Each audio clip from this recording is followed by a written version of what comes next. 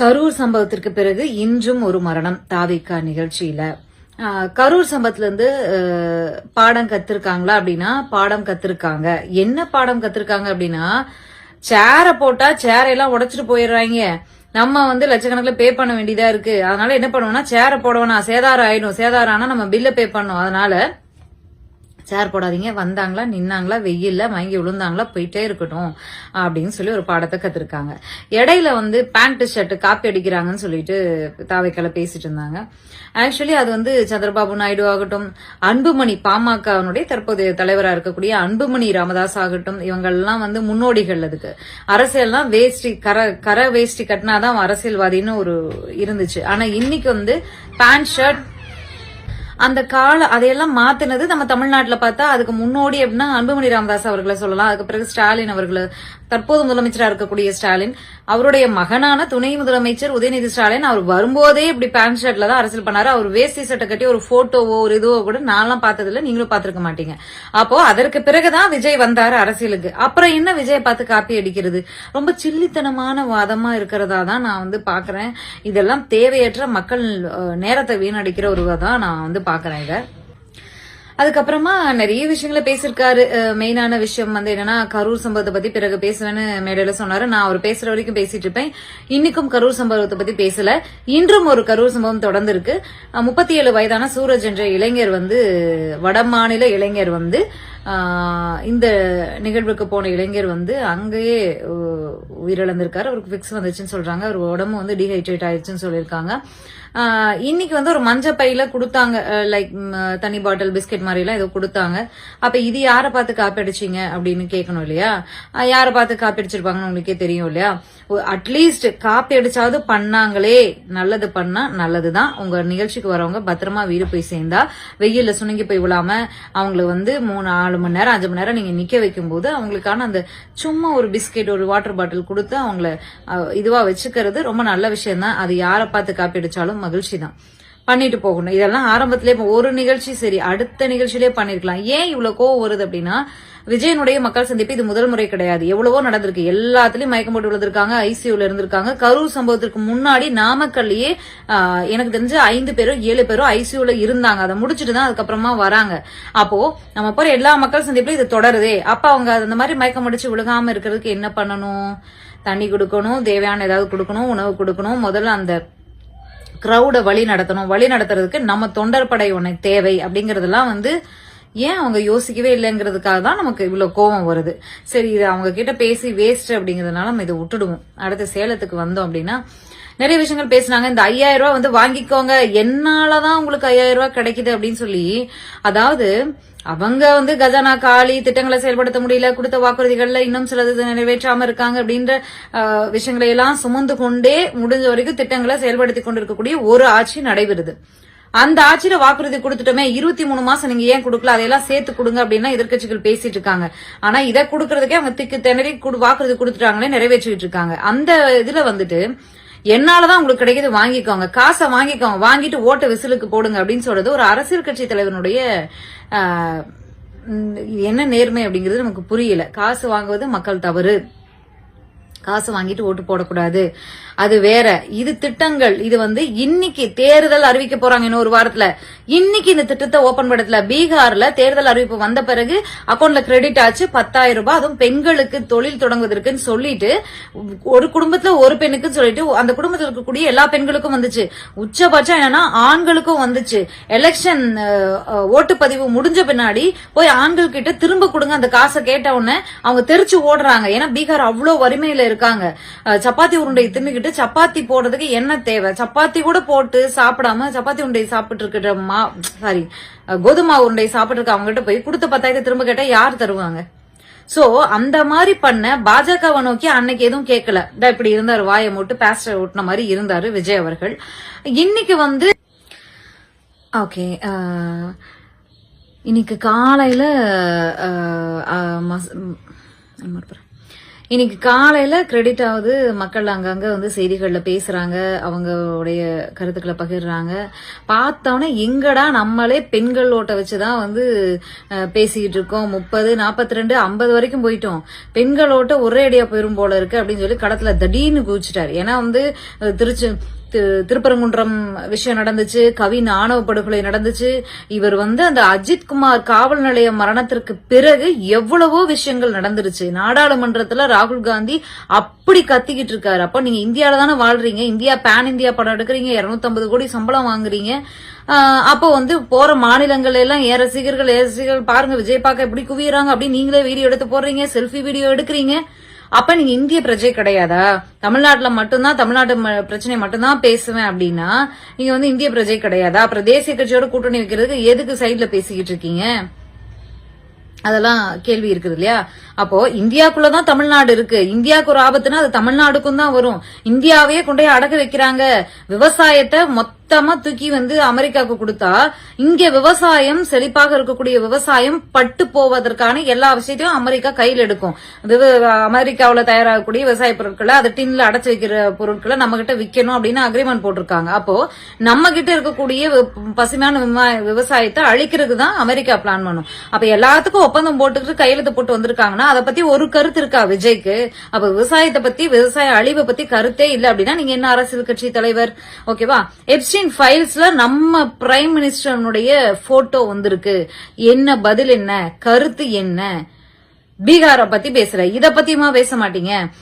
அதானிக்காக போனாரு, அம்பானிக்காக போனாரு அப்படின்னு 1000 விமர்சனங்கள். ஏதாவது ஒரு வார்த்தை ஏன் பாஜக விமர்சிக்கணும் அப்படின்னு கேட்டா, பாஜக தமிழ்நாட்டுல சரி அதை கூட விடுங்க, இந்தியாவை வித்தாலும் எனக்கு கவலை இல்லை, நான் இந்தியன்னு பெரும் சொல்லிட்டு மாறு தட்டிட்டு திரியுதுவேன், ஆனா எனக்கு அதை பத்தி எல்லாம் கவலை இல்லை அப்படின்னு கூட சொல்லலாம். தமிழ்நாட்டுல 2 திராவிட கட்சிகள் மாறி மாறி ஆட்சி பண்ணிருக்காங்க. மாநில சுயாட்சிக்காக, மாநிலத்துக்காக, மாநில உரிமைக்காக போராடி இருக்கக்கூடிய 2 திராவிட கட்சிகள். இன்னைக்கு அதுல அங்கங்க கொஞ்சம் விஷயங்கள் இருக்கலாம், அதிமுகவுல கொஞ்சம் பின்னடைவுகள் இருக்கலாம், அழுத்தங்கள் இருக்கலாம். அதை பத்தி நம்ம இன்னொரு வீடியோல பேசுவோம். நிறைய விஷயங்கள் இருக்கு இல்லையா? சோ என்டிஏவோட அதிமுக, என்டிஏ கூட்டணிக்குள்ள மீண்டும் அதிமுக போயிருக்கு. நாடாளுமன்ற தேர்தல் நேரத்துல இதே எடப்பாடி பழனிசாமி அவர்கள் கூட்டணியிலிருந்து வெளியில வந்த பிறகு சிஏஏக்கு ஏன் ஆதரவு கொடுத்தீங்க அப்படின்னா, கூட்டணி அழுத்தத்தால நாங்க ஆதரவு கொடுக்க வேண்டியதா இருந்துச்சு சில திட்டங்களுக்கு அப்படின்னு சொன்னாரு. அப்படின்னு சொல்லிட்டு மீண்டும் அதே என்டிஏ கூட்டணிக்குள்ள அமித்ஷா அவர்கள் முன்னிலையில கூட்டணி போயிருக்காரு. அப்போ இத பத்தி உங்க கருத்து என்ன? அப்போ தமிழ்நாட்டை தாரை வாக்குறதுக்கு ரெடி ஆயிட்டீங்களான்னு ஒரு கேள்வி கேட்கணுமா இல்லையா? அடகு வச்சிட்டீங்களான்னு ஒரு கேள்வி கேட்கணுமா இல்லையா? பாஜக இங்க ஆட்சிக்கு வராங்க, இல்ல அமைச்சரவையில பங்கு எடுத்தாங்க அப்படின்னா அது தமிழ்நாட்டிற்கு ஆபத்தா போய் முடியுமா முடியாதா? இந்த முறை அதாவது தமிழ்நாடு தெளிவா இருந்துச்சு. 2 திராவிட கட்சிகள், திமுக இல்லனா அதிமுக இல்லனா மாற்றுங்கிற அந்த 10% வெளியில போய்கிட்டு இருக்கோம், அப்படிதான் இருந்துச்சு. இன்னைக்கு வந்து இந்த அமைதியான அந்த குட்டையில கல்ல எரிஞ்சிருச்சு பாஜக. அடுத்த எலெக்ஷன்ல எதிர்கட்சி ஆயிடுவாங்க, அதுக்கப்புறம் ஆட்சியை பிடிச்சிருவாங்க, அதுக்கப்புறம் பாஜக இருந்து வேறு கட்சி ஆட்சிக்கே வர முடியாது, அப்படியான ஒரு செட்டிங்கே பண்ணிடுவாங்க இல்லையா? சோ அப்படி இருக்கும்போது பாஜக பத்தி பேசவே மாட்டேன் அப்படின்னு சொன்னா என்ன அர்த்தம்? அது சென்சார் போர்டுல படம் இருக்கு, சிபிஐ கரூர் கேஸ் இருக்கு, அப்புறம் எப்படி பேசுவாரு அப்படின்னு வேணா எடுத்துக்கலாமா? பேச மாட்டாரு, இனிமே பேசவே மாட்டாரு. பாஜக விமர்சிக்க வேண்டிய அவசியம் இல்ல அப்படின்னா பாஜக ஆதரவா தான் நான் பேச வந்திருக்கேன், இல்ல நான் அரசியல் பண்ண வந்திருக்கேன். பாஜகவால எந்த வகையிலும் உள்ள வர முடியல, எந்த முகத்தை வச்சு உள் வர முடியல. ரஜினியை வச்சு வரலான்னு பார்த்தாங்க, வர முடியல. அண்ணாமலை அவர்களை வச்சு வரலான்னு பார்த்தாங்க, வர முடியல. தானாவே வரலான்னு பார்த்தாங்க, வர முடியல. இப்போ வேறொரு முகத்தை வச்சு பாஜகவுக்கு எதிரான வாக்குகள், திமுகவுக்கு எதிரான வாக்குகள் ரெண்டையும் எடுத்து நீ போப்பா நாங்க அப்புறமா பாத்துக்கிறோம் அப்படிங்கிற மாதிரி நான் விஜய் அவர்கள் வந்திருக்காரா அப்படிங்கிறது எனக்கு தெரியல. ஏன் அப்புறம் இது விமர்சிக்காம இருக்கணும்? பாஜகவை ஏன் மௌனம் காக்கணும்? திமுக மட்டுமே ஏன் விமர்சிக்கணும்? இந்த விமர்சனம், இந்த நடைமுறை, இந்த மௌனம் வந்து பாஜகவை வளர்ச்சிக்கு கொண்டு போறதுதான். அதாவது தமிழ்நாட்டுல பாஜகவை விமர்சிக்காம உங்களை நோக்கி பெரும்பான்மையான இளைஞர்கள் வராங்க இல்லையா? அந்த இளைஞர்கள் கிட்ட பாஜக வில்லன் கிடையாது, திமுக தான் வில்லன் அப்படின்னு நீங்க திணிக்கிறது, பாஜகவை ஒரு மதவாத கட்சிய, மதத்தை வச்சு அரசியல் பண்ணக்கூடிய கட்சிய நீங்க சர்ச் ஃபாதர்ஸ் எல்லாம் கூப்பிட்டு ஒரு கிறிஸ்துமஸ் விழா நடத்தினீங்க. கிறிஸ்துமஸ் விழாவின் போது கிறிஸ்துவர்கள் அவ்வளவு பேர் தாக்கப்பட்டாங்க, அத பத்தி ஒரு கருத்து கிடையாது. அப்போ பாஜக நல்ல கட்சி அப்படிங்கிற கொள்கையை தான் விஜய் பேசுறார் அப்படிங்கறதா என்னுடைய கருத்து. அது மிகவும் ஆபத்தானதான் நான் பாக்குறேன். பாஜகவோட ஆபத்தான நபரா விஜய நான் பாக்குறேன். இது ஒரு விஷயம் இருக்கு. அதை தாண்டி நிறைய விஷயங்கள் பேசினாரு. 30%, அதாவது எல்லாரும் அந்த பரோட்டா சூரி காமெடி ஒன்று வரும்ல, 1 2 3 கணக்கு தப்பா போடுற அப்படின்னு சொல்லி ஹோட்டல்ல அவர் வந்து சொல்வார். அவர் வந்து என்னடா இவ்வளவு சாப்பிடறான் அப்படின்னு சொல்லிட்டு சொல்வார் இல்லையா. அப்ப கோட்டையெல்லாம் ஆளி நான் முதல்ல இருந்து சாப்பிடுறேன் அப்படின்னு சொல்லிட்டு 50 வருஷம், அதாவது சுதந்திரம் பெற்றதுல இருந்து மொழிப்போர்ல இருந்து போராடி, காங்கிரஸோட போராடி அவ்வளவு விஷயங்களை பண்ணி காங்கிரஸ வீட்டுக்கு அனுப்பிட்டு ஆட்சிக்கு வந்து அதுக்கப்புறம் அங்கிருந்து இப்போ ஒரு முரணால வெளியில வந்து அதிமுகன்னு இப்படி இரு பெரும் கட்சிகளும் எல்லா கோட்டையும் அழிச்சிட்டு முதல்ல இருந்து விஜயோட வந்து மோதனமா. இது என்ன அரசியல் புரிதல் அப்படிங்கறதுனே தெரியல. அப்போ பவளவிழா பாப்பா அப்படி இப்படின்னு விமர்சிச்சா கூட 75 வருஷமா அரசியல் பண்ணிருக்காங்களே, 50 வருஷமா அரசியல் பண்ணிருக்காங்களே, அப்ப இவங்களை மிஞ்சி நம்ம வந்துட முடியுமா அப்படிங்கிற பயம் ஆழ்மனதுல மிகப்பெரியதா இருக்கிறதுனாலதான் இப்படி ஒரு அழைப்பை கொடுக்கறாரு. இப்படி ஒரு காமெடியே, இப்படி ஒரு சிலித்தனமான ஒரு விஷயம்லாம் பேசுறதா தான் நான் பாக்குறேன். கொள்கை, கோட்பாடு, அரசியல் இன்னைக்கு மக்களுக்கு, ஒவ்வொரு இந்தியாவில் வாழக்கூடிய ஒவ்வொரு மனிதனுக்கும், தமிழ்நாட்டுல நடக்கக்கூடிய ஒரு மனிதனுக்கும் உண்டான பிரச்சனைகளை பேசணும். அதை தவிர என்னாலதான் உங்களுக்கு 5000 ரூபாய் கிடைச்சு அப்படின்னா அப்ப உங்களாலதான் பீகார்ல 10,000 ரூபாய் கொடுத்தாங்களா? இதெல்லாம் வந்து என்ன பேச்சு? உங்களாலதான் 5000 ரூபாய் கிடைச்சுன்னா அப்ப இத்தனை மாசமா போட்டுக்கிட்டு இருக்காங்களே, சொன்னதையே லேட்டா தான் போட்டாங்க. 23 மாசம் லேட்டா தான் போட்டாங்க, கழிச்சுதான் போட்டாங்க. நிதி கஜானா காலி, நிதி பற்றாக்குறையினால அந்த இதெல்லாம் நீங்க வந்ததுனாலதான் போட்டாங்களா? இதெல்லாம் எந்த மாதிரி பேச்சு அப்படிங்கறத நம்ம எடுத்துக்க முடியல. விஜய் அவர்களுக்கு தரமான பதிலடியே அதிமுக தரப்புல இருந்து பனையூர் பண்ணையார் அவர்களே அப்படின்னு சொல்லி தெளிவா போட்டு அடி அடின்னு அடிக்கிறாங்க. எம்ஜிஆர் பத்தி எல்லாம் பேசுறதுக்கு உங்களுக்கு தகுதி இருக்கா? ஊழல் பத்தி எல்லாம் பேசுறதுக்கு உங்களுக்கு தகுதி இருக்கா? பம்மராங்க, செல்ஃப் ஸ்டார்ட்டே எடுக்கலன்னு கொச்சையாலாம் ஒரு அரசியல் தலைவர் பேசலாமா? பேசிருக்காரு விஜய். இப்படியான பேச்சுகள் திமுகவிலும் உண்டு, அதிமுகவிலும் உண்டு. 3ஆம் தர 4ஆம் தர பேச்சாளர்கள் பேசுவாங்க. அப்படி தரங்கெட்ட பேச்ச ஒரு அரசியல் கட்சி தலைவர் பேசியிருக்காரு இன்னைக்கு. இதெல்லாம் மக்களுக்கு, அவருடைய ஆதரவாளர்களுக்கு, யங்ஸ்டர்ஸ் மெயினா புரிஞ்சுக்கணும். என்ன சொல்றதுன்னே தெரியல. ஏன்னா இப்போ தேசிய கட்சிகள் மாநில கட்சிகளுடைய சுயத்தை இழக்கணும், அவங்கள அழுத்தி மிரட்டி எப்படியாவது தங்கள் கண்ட்ரோல்ல வச்சுக்கணும் அப்படின்னு சொல்லி பல்வேறு முயற்சிகள் எடுக்கிறத பாக்குறோம். தேசிய கட்சிகளுடைய பிடியில ஆட்சியாளர்கள் போயிட்டா, இல்ல ஆட்சி போயிட்டா, இல்ல மாநில கட்சி போயிட்டா என்ன நடக்கும் அப்படிங்கிறதுக்கு ஒரு எடுத்துக்காட்டு தான் வந்து காங்கிரஸ், அந்த காங்கிரஸ் சொல்ற அந்த மொழிப்போர் காங்கிரஸ் தான் அன்னைக்கு ஆட்சியில காங்கிரஸ் தான் இருந்தாங்க. மொழிப்போர் பற்றிய ஒரு அழகான பராசக்தி படம் அப்படிங்கிறது இன்னைக்கு தெளிவா வந்திருக்கு. அதெல்லாம் பாத்தீங்கன்னாவே உங்களுக்கு தெரியும். பக்தவசலம் வந்து அன்னைக்கு முதலமைச்சரா இருந்தாரு. அவர் எப்படி நெளிவு சுழுவா வந்து ஆட்சியை காப்பாத்துக்கிறதுக்காக எப்படி போனாரு அப்படிங்கறதெல்லாம் வந்து நம்ம அந்த படத்துல பாத்திருக்கோம். யாரையும் நம்ம தவறா பேசல, நடந்த விஷயங்களை தான் சொல்றோம். சோ அதனால மாநில சுயாட்சி, மாநில உரிமைகளை விட்டு கொடுக்காம ஓரளவுக்காவது போராடி பெறக்கூடிய கட்சிக்கு தான் ஓட்டு போடணும். அதை தாண்டி எல்லாத்துக்கும் வந்து நாங்க கூட்டணி அழுத்தத்தால கையெழுத்து போட்டோம், கூட்டணி தர்மத்தால நாங்க போய் விட்டு கொடுத்துட்டோம், வெள்ள நிவாரண நிதியை கொடுக்காதீங்க அப்படின்னு, அதாவது தமிழ்நாட்டுக்கு வெள்ள நிவாரண நிதியை கொடுக்காதீங்க அப்படின்னு சொல்லி தமிழ்நாட்டை சேர்ந்த ஒரு எம்பியே வந்து நாடாளுமன்றத்தில் பேசுறாரு. அது யாருன்னா தம்பிதுரை, எம்பி தம்பிதுரை அவர்கள். கொடுக்காதீங்க அவளுக்கு அந்த நிதியை அப்படின்னு சொல்லி பேசுறாரு.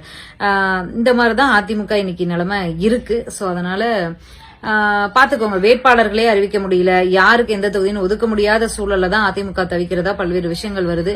விஜய் நிறைய விஷயங்கள் பேசியிருக்காரு, ஆல்மோஸ்ட் எல்லாத்தையுமே பேசிட்டோம் நினைக்கிறேன். வழக்கம் போல இன்னைக்கு வந்து சேர் போடல, வெயில மயங்கி விழுந்து ஒரு வடமாநில இளைஞர் வந்து இறந்திருக்காரு.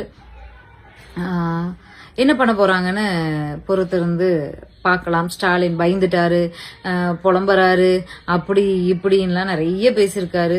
இவருடைய சின்ன புள்ளத்தனமான பேச்சுக்கெல்லாம் பதிலடி வருமா அப்படின்னு தெரியல. மேபி ஸ்போக் பர்சன் லெவல்ல யாராவது திமுக இருந்து பேசலாம், இல்லைன்னா வழக்கம் போல அரசு பாரதியோ இல்ல டி.கே. இளங்கோவனோ இல்ல வேற யாராவது பதில் கொடுக்கலாம். யார் என்ன பதில் கொடுக்கறாங்க அப்படிங்கறத பொறுத்து இருந்து பார்க்கலாம். ஓட்டு போடும்போது ரொம்ப கவனமா ஓட்டு போடுங்க. ஏன்னா நம்ம கடக்க போற இனி வரக்கூடிய ஒவ்வொரு நாட்களும் ரொம்ப முக்கியமான நாட்கள் அப்படின்னு நினைக்கிறேன். ஓட்டு போட வேணாம், நோட்டாக்கு தான் நான் போடுவேன், யாருக்கும் போட மாட்டேன் அப்படின்லாம் வந்து தயவு செஞ்சு நினைக்காதீங்க.